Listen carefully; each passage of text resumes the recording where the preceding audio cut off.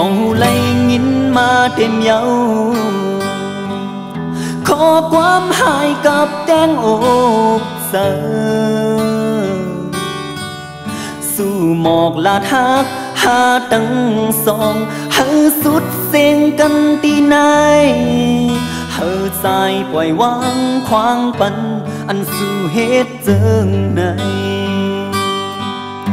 ตาก็คือไปเดลาดง่ายอยู่ยิ่งเงยป่วยหูเจอก็กึดไว้ไม่เลิศสัมปอเดเจิมตาล่างลืมแปดปืนหักหาวันปนก่อนคืนในสายตีไหลเจอน้ำตาน้ำตาลหือสุกล้างให้ใจขึ้นเหมือนเก่า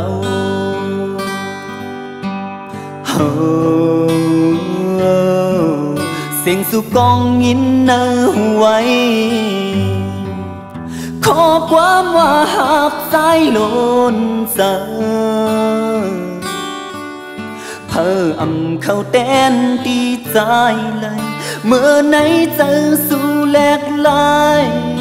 ขอมันแก่น้องยามปันคือเดมีกาคัน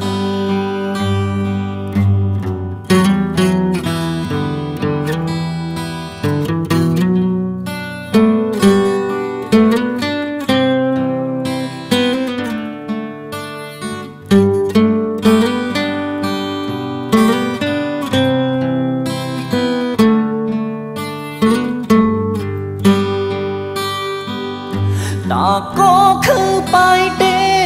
ลาดง่ายอยู่ยิ่งเงยป่วยหูเจอก็กึดไว้ไม่เลิศสัมปอเด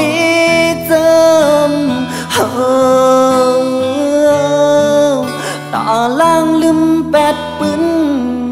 หักหาวันปนก่อนคืนในสายตีไหลเจอน้ำตาน้ำตาลหือสุกล้างให้ใจขึ้นเหมือนเก่า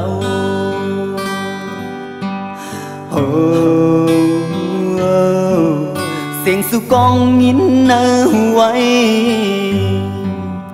ขอความว่าหากใจหล่นเจอเพื่ออำเข้าแตนตีใจเลยเมื่อไหนเจอสู่แหลกลายขอมันแก่น้องยามปันคือเดมีกาคัน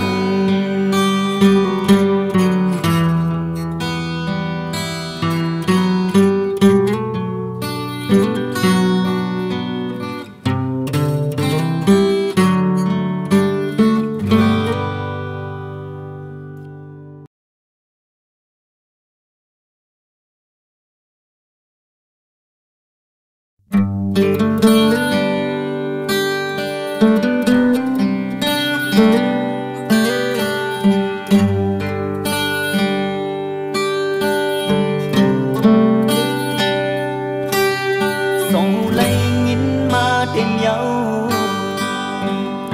ขอความหายกับแดงอกเสอสู่หมอกลาทักหาตั้งสองเฮาสุดเสียงกันตีไหนเฮาใจปล่อยวางควางปันอันสู่เหตุเจิงในตาก็คือไปเดลาดง่ายอยู่ยิ่งเงยป่วยหูเจอก็กึดไว้ไม่เลิศสัมปอเดเจิมตาล่างลืมแปดปืนหักหาวันปนก่อนคืนในสายตีไหลเจอน้ำตาน้ำตาลหือสุกล้างให้ใจขึ้นเหมือนเก่า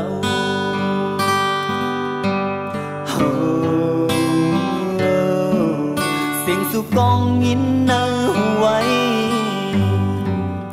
ขอความว่าหากใจหล่นเจอ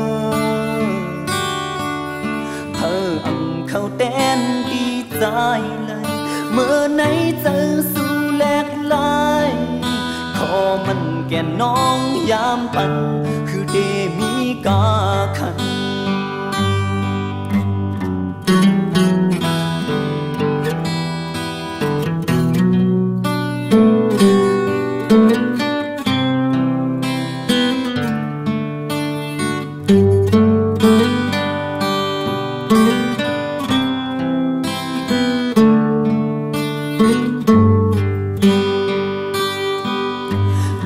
ก็คือไปเด้ลาดง่ายอยู่ยิ่งเอ่ยโอ้ยโหเจอก็กึดไว้ไม่เลิศสำปอเดเจิมตาล่างลืมแปดปึ้นหักหาวันปนก่อนคืนในสายดีเลยเจอน้ำตาตานหือสุกล้างให้ใจขึ้นเหมือนเก่า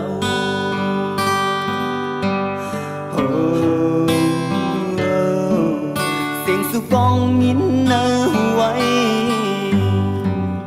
ขอความว่าหากใจโลนเจอเธออำเข้าแดนดีใจเลยเมื่อในเจอสู่แหลกลายขอมันแก่น้องยามปันคือเดมีกาขัน